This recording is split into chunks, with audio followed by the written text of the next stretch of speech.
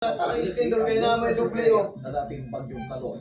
Matay Ngunit sa? sa kamadaan sa layo 1,000 kilometers sila Wala nga ito mo, eh. Ginawa. ayon sa pag-asa ng mga chance ito na muling maging bagyo sa loob ng 24 oras. Ngayon, ang system ang nagdadala ng maulong na panahon at thunderstorm sa Batanes at Babuyan Islands. Easterly naman ang Ika, buntag no, patay sa kita sa mong kalawasan, kaya mag-electric pan mo lagi. localized thunderstorms naman. Nagkakaroon ng araw sa Metro Manila at natitirang Kalawasan. Ang bansa. kung ipon mo sa Tuloy ayun, po ibanda forecast sa sa Metro mga lawas Manila ng... posible ang light to moderate rains Yeah. bukas sa malaki Bata pa man. Luzon. Mababa naman ang chance So, ng cool mga pa, bukas sa eh, Visayas tiguan, ha? Posible. Sa tuwa nga, dugong na tuloy yung stock up na. Pagdating ng hapon. Oo, na, diha, kung bata pa, huso. Sa Metro Manila. Ay, idara na, dito na. Manakit ng oo, hindi ko mag-electric pan. Kaya sa bukid lang ito, hindi mo tayo mag-electric pan. Nakit na itong kalawasan liman. Nahago pa tayo dito. Dito na ko nakuha ang... mapapaibig sa ganda ng mga isla. Hindi yan, lupok. Ano mo, ito sa bukid, no? Pwes ko magkakalawasan na itong hago kung kita dito. Tungod, sa'yo na matulog. Alas 6, tulog na. Ako may pagdaran sa mga ganun. Oo, tulog na tayo alas 6. Nga. Pita, alas 6, alas 7, alas 8, alas 9, alas 10, alas 11, alas 12, alas 1, alas 2, alas 3, alas 4. Pila ka oras.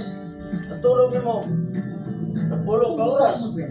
Oo, dire, matulog tayo, alas 12. Perfect ang island hopping sa bayan Ika na po tayo TV, nga electric pan pa, kung pirat-pirat, kung matulog, kung matulog. Diyan na ako, naog na itong mga lawasan. Lagi. sa mga isla. Di mo ganito, First pero love ito of sa picture bukid perfect hindi. ang balas-balabag sa Hago kayo sus, kanina. mag-enjoy sa One day, electric pan, nga, dugay ta katulog. Malinom na tubig. Yung punto, di matulog. Ba makatulog. 10 to 15 minutes na biyahe naman ang ginara Wala. ng floating cottage. So, ito pa nila. Alam yung mga tayo sa floating cottage mo ba? All natural ang pinagurian nilang Ay, sa bukid po rin tayo. Hindi ko ba, pero Hindi ka helmet, kaya hindi tapos na siya electric pan na yung diferensya. Oh, oh. Hindi ako kailan man sa inito man na siguro. Punta niya ang mag-electric pan, pati katol mo itong lawas ko.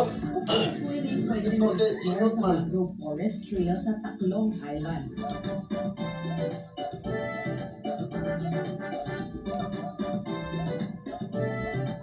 Just wonderful. It's great here with family and Wala na, really enjoy that. ako ganyan ginawa. Tiguran mo na. Nag-run out, eh, sarado ng balay. Hoy, may electric pan, Ay, sa susunod na Pasyano Food Mga Trip, puro ito i-share kaya niyo sa to. 21 Mapuyo to.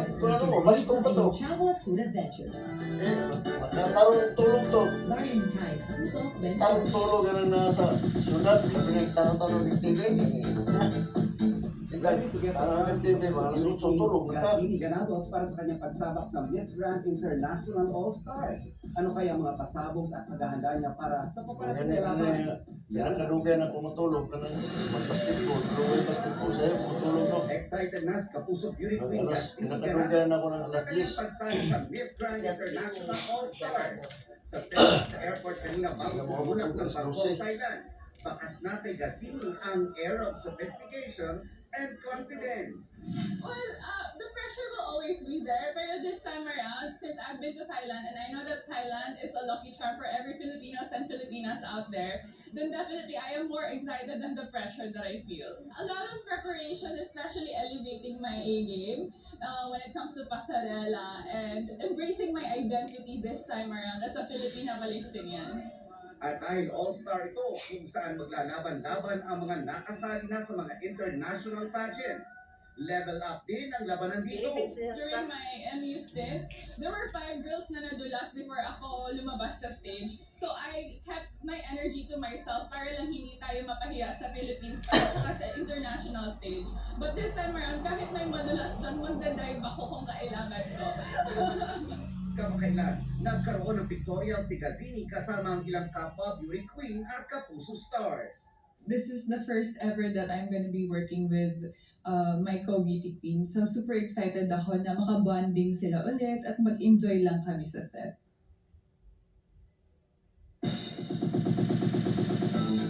Nangangalahati ng buwan pero may ilan pa rin sparkle stars na humabon ng bakasyon dahil mainit pa rin nagbahagi na rin ng ilang summer tips ng ating beauty queen. Makikita tayo kay Atina Imperial. We're halfway through May, kaya ang ilang Sparkle Stars di na pinalampas pa ang pagkakataon to bask in the sun habang hawak pa nila ang beat ng tag-init. Si ex-PBB Celebrity Collab Edition housemate Vince Maristella nasa island state of mind. Kasama niya pa sa kanyang Siargao trip ang kapwa housemate na si AZ Martinez. Si AZ, napakomment pa sa post ni Vince ng Idol. Fresh from his weekend getaway naman ang isa pang ex-PBB Celebrity Collab Edition alum na si Michael Seeger. Biyaheng City of Love naman si Rojan Cruz kasama ang kanyang pamilya. Ang Stars on the Floor Season 1 Grand Champion nagpakitang gilas pa ng kanyang moves sa harap ng Louvre Museum sa Paris, France. At ngayong tila painit ng painitang panahon, ang ilang beauty queens, di lang basta beauty tips ang i-share kundi pati na rin tips on how to keep slaying kahit mainit. Stay indoors dahil doon may aircon, pero siguro blotting sheets. It really helps. Para pag feeling mo medyo oily yung T-zone, konting touch-up lang. Always wear comfortable clothes. Shower in the morning, shower at night before sleeping. So important talaga yung sunblock sa daily lives natin. At syempre, ang pinakamahalaga pa rin sa lahat, always stay hydrated.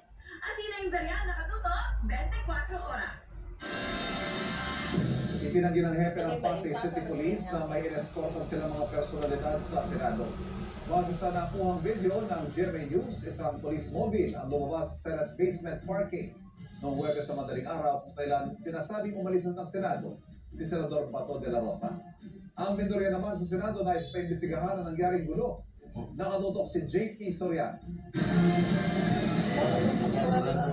Sila ang may Kasunod ng putukan sa Senado noong Miyerkules, naghain si Senador Bato ng resolusyon para alamin ang sulot-sulot ng pangyayari, kung may hindi nasunod sa protokol at kung nagkaroon ba ng miscommunication. Merong nangyaring pagputok, maraming empleyado, inakala ng mamatay sila. Kami mga senador, hindi din malinaw. Hanggang ngayon, hindi din malinaw kung ano talaga yung nangyari. Malaman natin, let's get to the bottom of this. What really happened that night? Panawagan ni Senador Rafi Tulfo, transparent investigation at mapanatili ang integridad at kredibilidad ng Senado at hindi ang anyay pansariling interes ng ilan.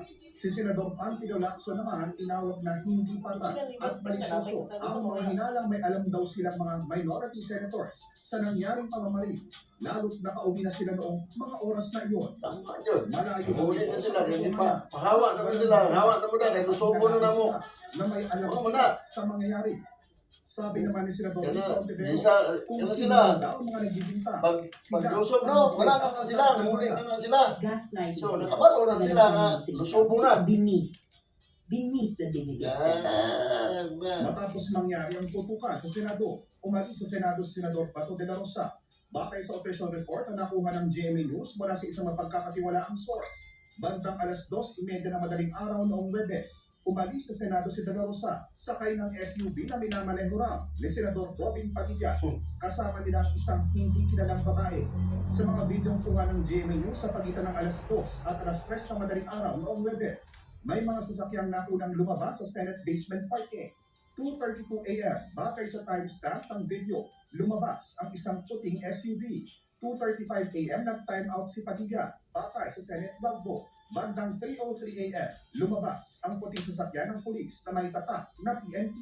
Sa isang pahayag kanina kinumpirma ni Pasay Police Chief Police Colonel Joselito De Sesto na sakay siya ng puting police mobile.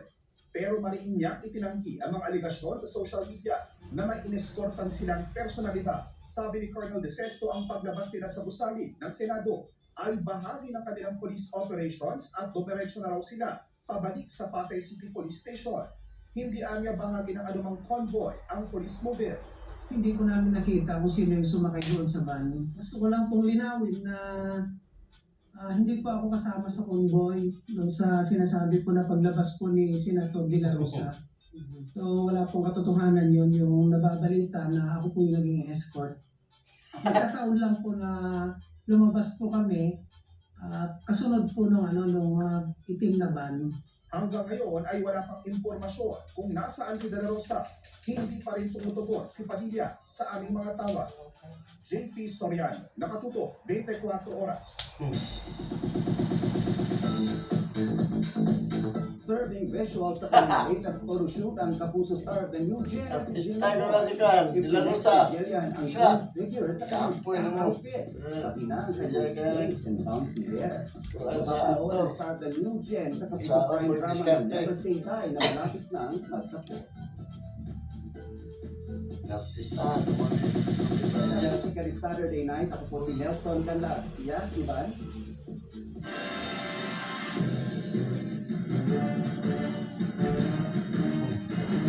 Ah, mga minority.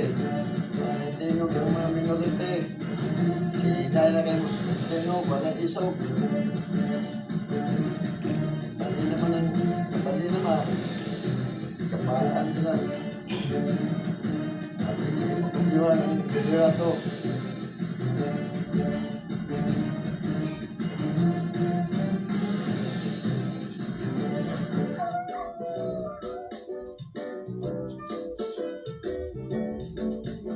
Ano nga ba ang ginagawa ng mga alaga nating aso kapag walang tao sa bahay or kung wala na tayo sa bahay?